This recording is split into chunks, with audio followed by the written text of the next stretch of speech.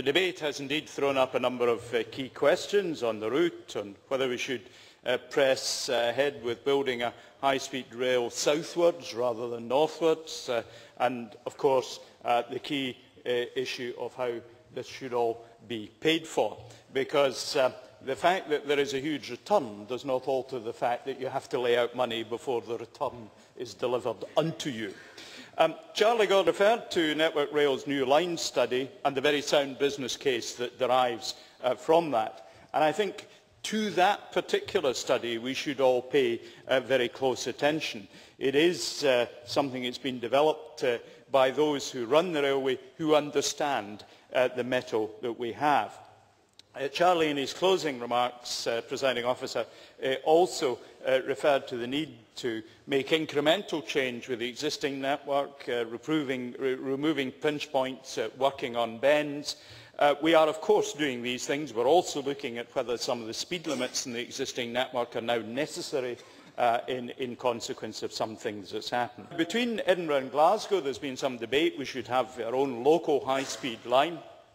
Well, in many ways, what we're doing with the Egypt project is, of course, to do that, getting the travel times down from around 52 minutes down to around 35 minutes.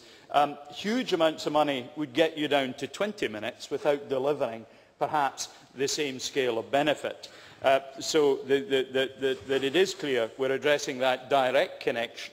But of course, when high-speed rail lines come to Scotland, it is vital that both our major cities are served independently by high-speed rail, not via one or other of these cities. We are engaged in looking at what that means. We are talking to the councils and we have preliminary views as to what that might mean.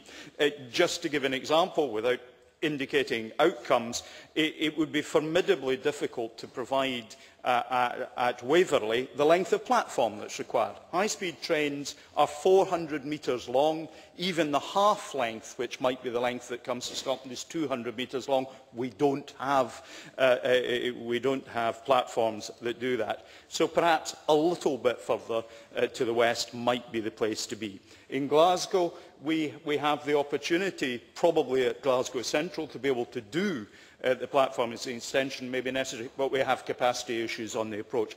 The point is, I'm saying it, we understand that, we're engaged in the issue. Very properly, Alec Johnson pointed to the substantial environmental benefit that might derive for people in West London. And that is noise, of course, as well as pollutants coming from the engines. And of course, that precisely illustrates why the issue of who derives the benefits from high-speed rail, and therefore what contribution to funding high-speed rail, is a complex issue with which we have to engage. It is not susceptible to quick responses. Now, the word has been that high-speed rail starts in 2017. The previous Secretary of State for Transport indicated to me that he expected the legislative process alone to take between 3.5 and 4 years at Westminster, even under the Transport and Works Act, which is similar to the Transport and Works Scotland Act, partly because of the bicameral nature of Parliament there, the need for committees in both houses of Parliament. So we don't have the advantages in planning terms that the Chinese government might have. We have substantial difficulties, north and south, in dealing with these issues. And it is worth making the point that the planning to get it to the same stage as has been done by HS2 for what is before us is probably a cost in the order of £400 to £600 million. That is based on what it's cost to bring forward the command paper that is before us at the moment. So it isn't a trivial decision to make. Kenny Gibson talked about energy. Electric trains of the kind that we're talking about here would save 25% in costs, mainly because you can have regenerative braking. That makes a big difference. Chris Harvey, of course, as ever, extremely well informed on the history of railways. I listened with interest. I hadn't realised that Japan and the Olympics were a spur to modern development. Tom McCabe, very thoughtful and useful contribution. I think clearly he will continue to take an interest in this. Amsterdam to Brussels, 30-minute drop in journeys with high-speed rail. And of course, illustrating that it is perfectly possible for jurisdictions in different areas to collaborate together to deliver railways, as indeed has also been the case in Ireland, where between Belfast and Dublin they have refettled the railway there. Not a high-speed railway, but nonetheless cross-border working can be achieved. And of course, it is on that basis that we, as good collaborationists as we are, have been working with the Department for Transport and with the HS2 Limited company. And it's very important that we continue to do that. Frankly, our input is important to that. We're not going to close our mind as the projects move forward to more directly taking the work into our own house. But at the moment we have an expert team who are working on this, who have built up the skills. I think it's entirely proper that we continue to work with them. And that is why at this stage what is encompassed in the Liberal amendment is not something we can support. Not because it's intrinsically wrong, it's the wrong time to make that decision. It's simply too early. Patrick Harvey made some rather astonishing suggestions. He said that it's more CO2 from high-speed rail than conventional rail.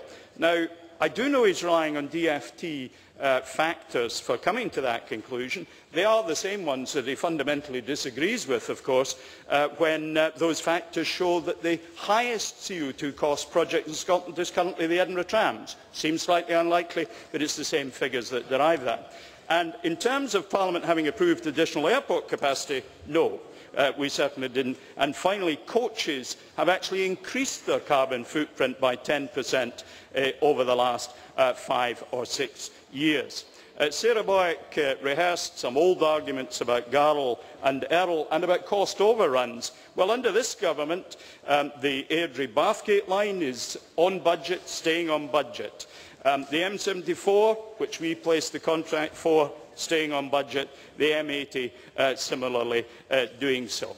It has indeed, Presiding Officer, been an interesting debate.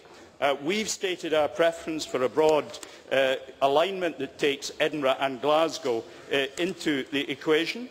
We will, of course, work with the new administration at Westminster. I have already, as I said earlier, made initial contacts with Philip Hammond on other matters. It's clear that we will be able to have a rational discussion. Funding issues are something that we have to discuss. HS2, it's not clear yet how it will be funded in England, far less anywhere else. We don't use the regulatory asset base. Order, too much noise.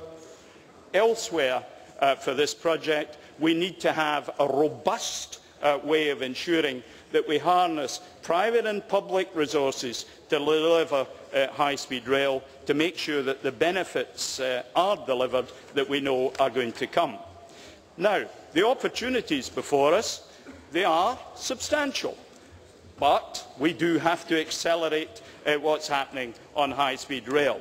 We've heard from the Conservative Party they want to include Heathrow Airport.